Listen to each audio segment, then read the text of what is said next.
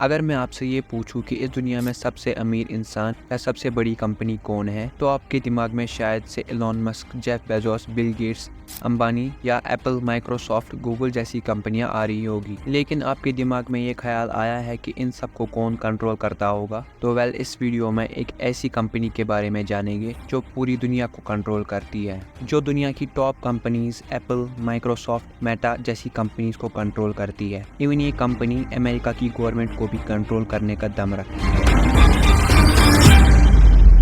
इस कंपनी की net worth 10 trillion dollars से ज्यादा है। इंडिया की टोटल जीडीपी 3.7 ट्रिलियन डॉलर्स है।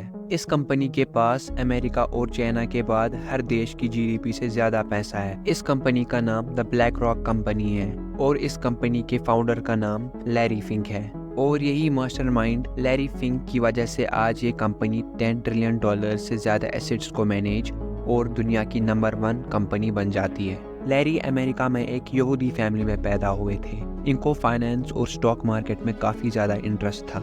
सबसे पहले 1976 में उन्होंने अमेरिका की एक इन्वेस्टिंग फर्म बॉस्टन फर्स्ट में एज ए सिक्योरिटी ट्रेडर काम किया। 8 साल काम करने के बाद उसको एमडी पोस्ट पर प्रमोट कर दिया गया। उसके बाद उसने कंपनी को $1 बिलियन का प्रॉफिट कराया। उसके बाद फाइनेंस में उसको काफ़ी एक्सपीरियंस हो गया था। लैरी जल्दी ही कंपनी के सीईओ बनने वाले थे, लेकिन 1986 में उनसे एक छोटी गलती हो गई थी। एक रॉन्ग कैलकुलेशन की वजह से कंपनी को $100 मिलियन का लॉस हो गया था, जिसके बाद उसको कंपनी से निकाल दिया गया। लैरी को काफी बुरा लगा। उसने फैसला किया अब वो किसी के लिए काम नहीं करेगा। उसके बाद लैरी की मुलाकात ब्लैकस्टोन कंपनी के फाउंडर स्टीफन श्वार्ज़मैन से होती है। स्टीफन समझ गए थे कि लैरी उनके लिए फायदेमंद साबित हो सकता है। स्टीफन ने लैरी को $5 मिलियन दिए और अपने साथ काम करने का फैसला किया और लैरी ने 7 साथियों के साथ मिलकर Blackstone finance management limited company की शुरुआत की। 1994 तक ये कंपनी $53 बिलियन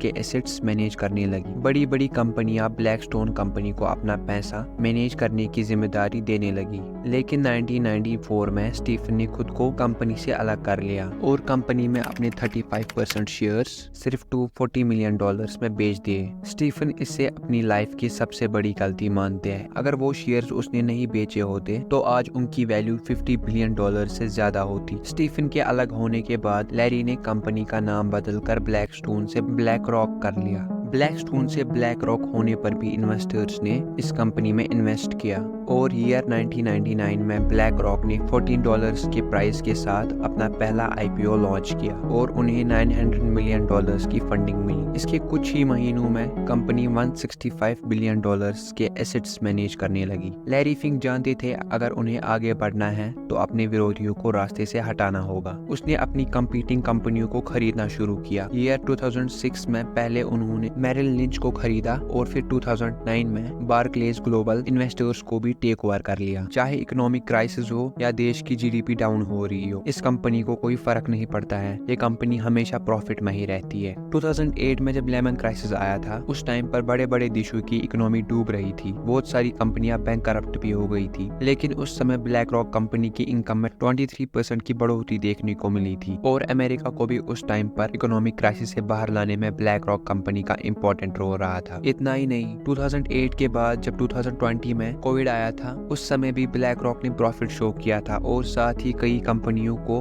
बैंक करप्ट से बचाया था। लैरी ने गवर्नमेंट से बैंक्स को लोन देने का फैसला किया जिससे मार्केट में फिर से पैसा आ सके। यहाँ पर लैरी ने अपना बिजनेस माइंड चलाया। उन्होंने उन बैंक्स को ही पैसा दिया था जिनमें उनकी कंपनी के स्टेक्स थे। कुछ लोगों का ये भी कहना है कि वो इकोनॉमिक क्राइसिस क्रिएट करने में लैरी का ही हाथ है, यानी कि उनकी कंपनी ब्लैक रॉक ने बहुत सारे पैसे उस जगह लगाए जहां से वो पैसे वापस आने के चांसेस बहुत कम थे और नतीजा इकोनॉमिक क्राइसिस के रूप में निकला। और साथ ही ये कंपनी अपने हायर पोस्ट पर बहुत सारे गवर्नमेंट ऑफिशियल्स को हायर सैलरी देकर हायर करती है। कंपनी ये कहती है कि वो इसलिए ऐसा करती है क्योंकि गवर्नमेंट ऑफिशियल्स कंपनी को बेहतर तरीके से चला सकती है, लेकिन सच्चाई इसके बिल्कुल अपोजिट है।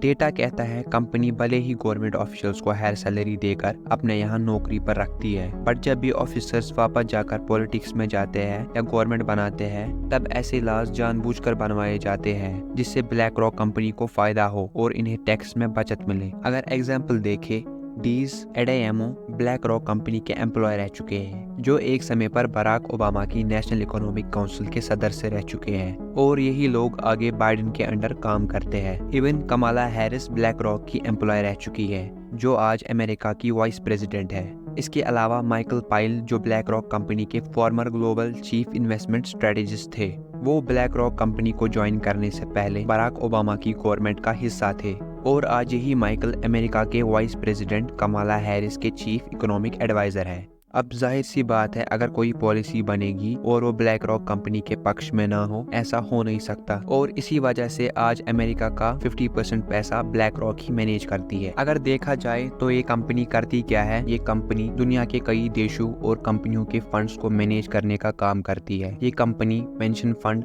सिक्योरिटीज, बॉन्ड्स, इंश्योरेंस फंड और स्टॉक्स को रेगुलेट करती है। इसके अलावा ये कंपनी रियल एस्टेट में भी डील करती है। दोस्तों, अमेरिका जो दुनिया का सबसे अमीर देश है, उसकी गवर्नमेंट को कंट्रोल करने की वजह से ब्लैक रॉक कंपनी आज पूरी दुनिया को कंट्रोल कर रहा है। असल में Coca Cola, Pepsi, Cisco, McDonald's, Mastercard और वीजा.कॉम जैसे सभी कंपनी में ब्लैक रॉक के स्टेक्स मौजूद है। यानी अगर आप क्रेडिट या डेबिट कार्ड से कोई भी ट्रांजैक्शन करते हैं तो उसका फायदा ब्लैक रॉक को हो रहा है। इसके अलावा इंडिया में भी बहुत सारी कंपनियों में ब्लैक रॉक ने इन्वेस्ट किया हुआ है। महिंद्रा, रिलायंस, HDFC और ये सभी लिस्ट जिसमें ब्लैक रॉक के मेजर होल्डिंग्स है। अगर ब्लैक रॉक के सबसे बड़ी होल्डिंग्स की बात करें तो फोर्ड कंपनी में उसके 7.25% स्टेक्स है। एप्पल, फेसबुक और JP मॉर्गन में 6.5% शेयर्स की हिस्सेदारी ब्लैक रॉक की है।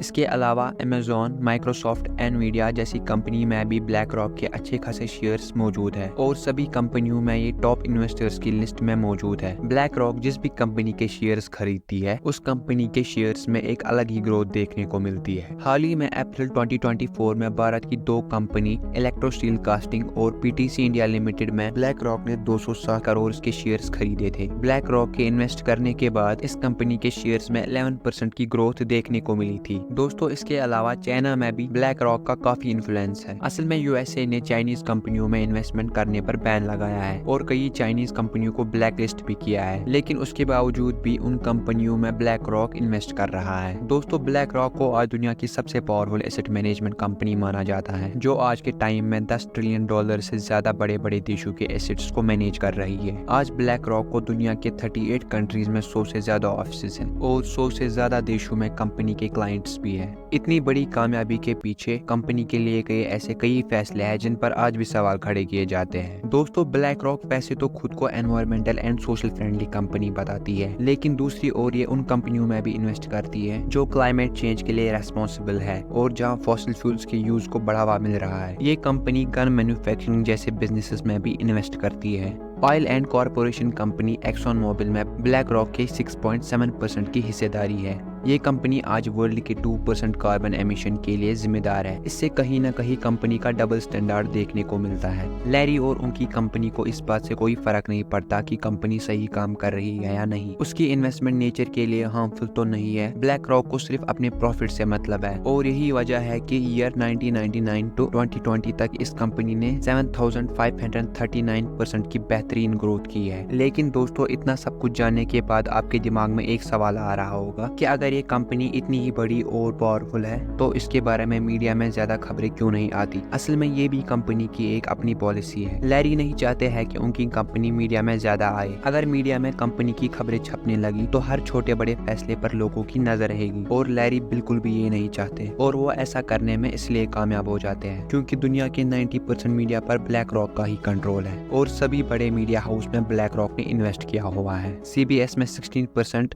कॉमकास्ट में 13% और फॉक्स में 18% की हिस्सेदारी ब्लैक रॉक की है और यही वजह है कि कोई भी मीडिया हाउस ब्लैक रॉक के मर्जी के बगैर उनके बारे में कुछ भी छाप नहीं सकता। और आज इंडिया के मुकेश अंबानी और लैरी फिंक दोनों ने 15-15 करोड़ डॉलर्स इन्वेस्ट किए हुए हैं जो ब्लैक रॉक कंपनी में। ये थी ब्लैक रॉक और उसके फाउंडर लैरी फिंक की पूरी हिस्ट्री। मिलते हैं अगली वीडियो में, तब तक के लिए बाय बाय।